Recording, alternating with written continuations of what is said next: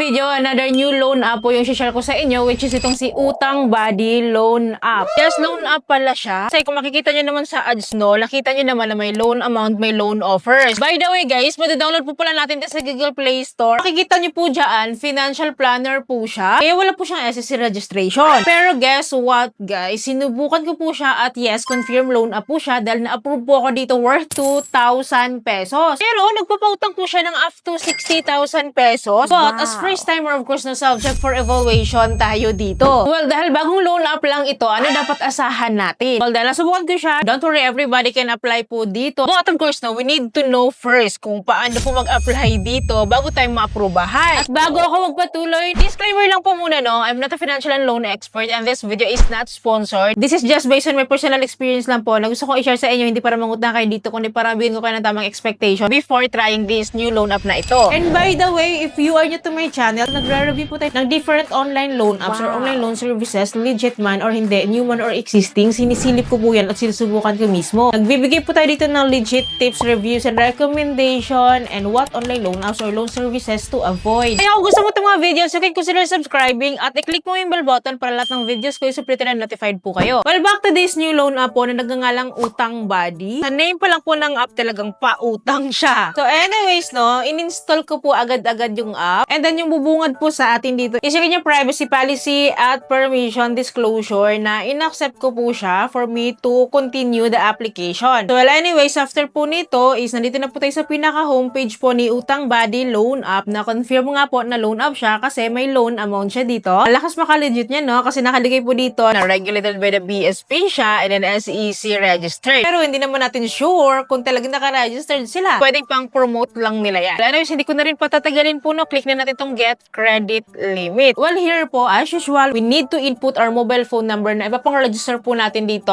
kay Utang Buddy Loan App. After po nyan, click natin yung send para makareceive tayo ng verification code. And ang nagpadala po sa atin ay si More1. So, very familiar na naman ito. Parang nagpalit lang ata ng pangalang si Utang Buddy or another anak na naman niya to. Well, mainit-init. Mainit-init pa talaga tong loan app na ito, no? But anyways, nag-proceed ako sa application at ang bubungad sa atin dito is the questionnaire. Tatanungan lang po tayo about sa ating outstanding loans, existing loan, and kung magkano daw yung overdue natin, kung meron daw ba. Lagay ko lang dyan, no, 000.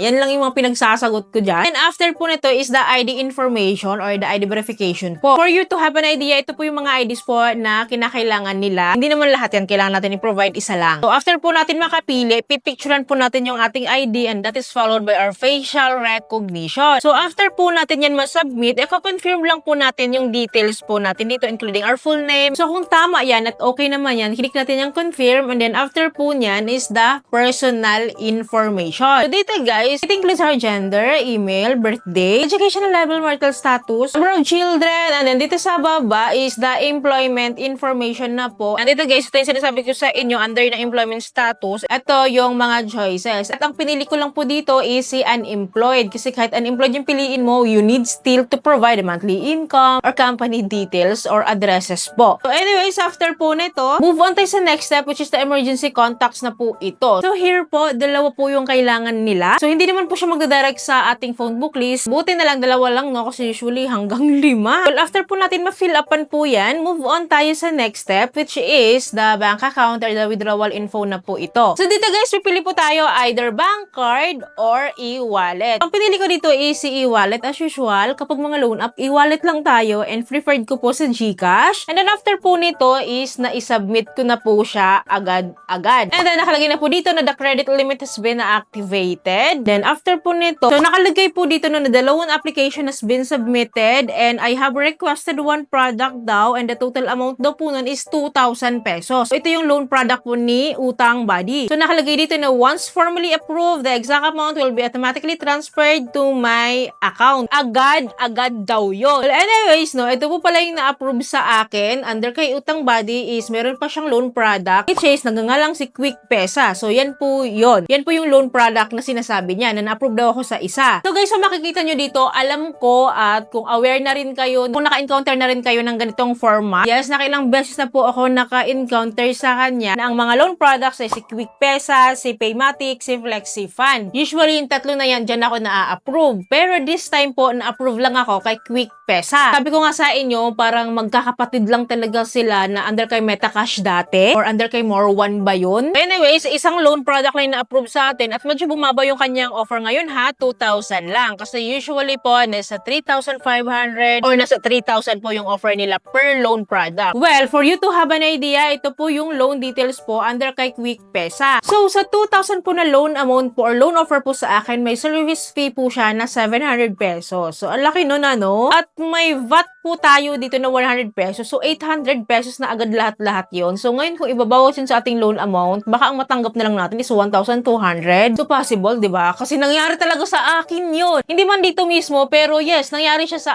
akin na ganun na lang yung natanggap ko. Ang lala, di ba? 40% of my loan amount yun yung parang talagang kita nila sa akin. Di ba napakalala nun? Well, anyways po, no, nakalagay po dito na yung expiration date ko daw or yung aking due date po from the day that I'm trying this loan up po is 7 days to pay lang siya. Yes, di ba? Nakakaloka, day. And then, ganito kalala yung kanyang service fee. And yung refund amount ko, hindi ko alam kung itong refund amount ko is yung amount na ma-receive ko or itong refund amount na to na sinasabi niya is yung amount na mababayaran ko or repayment amount ko to. Hindi talaga ako naniniwala na buo ito matatanggap lalo pa 7 days to pay. At di siya transparent eh. Hindi naman malinaw sa atin kung talagang buo siya matatanggap. I believe itong refund amount na ito yung ibabalik natin. I-refund natin kapag nangutang tayo, di ba? Sabi ko nga sa inyo, kapag may service fee, usually, majority kasi sa mga nagpa 7 days to pay loan up, hindi talaga buong matatanggap yan. And majority of them, kapag may service fee na involved, binabawas na agad yan sa ating loan amount. Well, the shocking part here po, no, kahit hindi ko i-click yung apply button dito sa baba, under po ng order button, no, nakita ko naman agad na auto disbursement pala siya once na na-approve nila ako. Kasi nakalagay po dito, in progress na siya. Wala akong pinidot, wala akong in-agree, hindi ako nag-confirm, hindi ako nag-apply ng loan kung gusto ko ba siyang utangan. Automatically, auto disbursement po siya. Which is red flag to sa mga loan up ha. Ayaw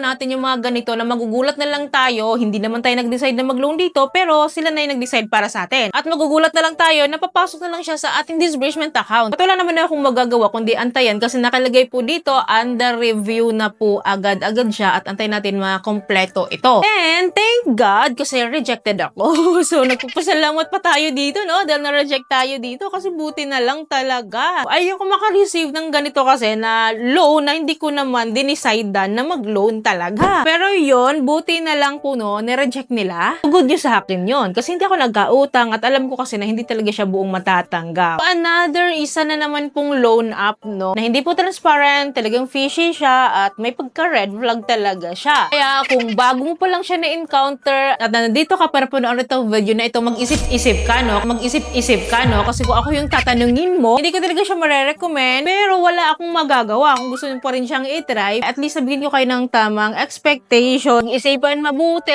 at borrow only what you can afford to handle. Kasi baka mamaya nga kasi madisbursan kayo. Kasi iba-iba naman tayo. Hindi naman porket na-reject ako is mare-reject din kayo. But again, paulit-ulit ko sinasabi pag-isipan ng paulit-ulit. So, yun lamang po. Ayaw po may natutunan kayo sa video. Ayaw po nakatulong tong video sa inyo. Kung nagustuhan niyo po yung video, please don't forget to like, share, and subscribe. At i-click yung bell button para lahat ng videos ko is updated na notified po kayo. So, thank you for watching this video. See you in my next video. Bye!